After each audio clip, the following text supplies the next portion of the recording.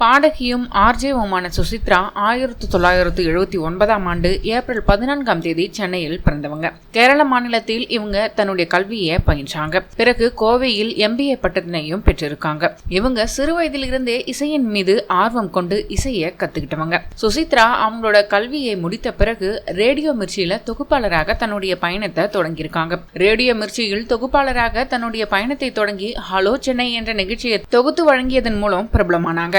ஸ்ரேயா, தமன்னா, மாளவிகா போன்ற நடிகைகளுக்கு இவங்க தான் டப்பிங் பேசியிருக்காங்க. தமிழில் வெளியான லேசா லேசா என்ற பாடல் மூலம் தான் பாடகியாக சுசித்ரா அறிமுகமாக்கியிருந்தாங்க. ரேடியோ ஜாக்கியாகவும் பாடகியாகவும் தமிழ் சினிமாவில் கலக்கிய சுசித்ரா தமிழ், தெலுங்கு, மலையாளம் போன்ற மொழிகள்ல 100க்கும் மேற்பட்ட பாடல்களை பாடியிருக்காங்க. விஜய் தொலைக்காட்சியில் ஏர்டெல் சூப்பர் சிங்கர், சன் தொலைக்காட்சியில் சன் சிங்கர் போன்ற நிகழ்ச்சியில பங்கேற்றிருக்காங்க. யாரடி நீ மோகினி, கண்ட நாள் முதல் போன்ற திரைப்படத்தில் துணை நடிகராக நடித்த நடிகர் கார்த்திக் குமார திருமணம் செஞ்சுக்கிட்டாங்க. இவர்களுடைய திருமணம் 2005ஆம் ஆண்டு நடைபெற்றது. 2017ஆம் ஆண்டு இவர்கள் இருவருக்கும் விவாகரத்தானது. சமீப காலமாகவே சுசித்ரா பல சர்ச்சைகள்ல சிக்கிட்டு வராங்க. நல்ல ஹிட் பாடல்களை கொடுத்து டாப் நாயகியாக வலம் வந்த இவங்க 2017ஆம் ஆண்டு சுசிலீக்ஸால் பல சர்ச்சைகள்ல சிக்கினாங்க. 2016ஆம் ஆண்டு இவங்களோட ட்விட்டர் பக்கத்தில் சுசிலீக்ஸ் என்ற பெயரில் பல நடிகர் நடிகைகள் பற்றி பல்வேறு விஷயங்கள் பகிரப்பட்டது. அதனை அடுத்து இவரது கணவர்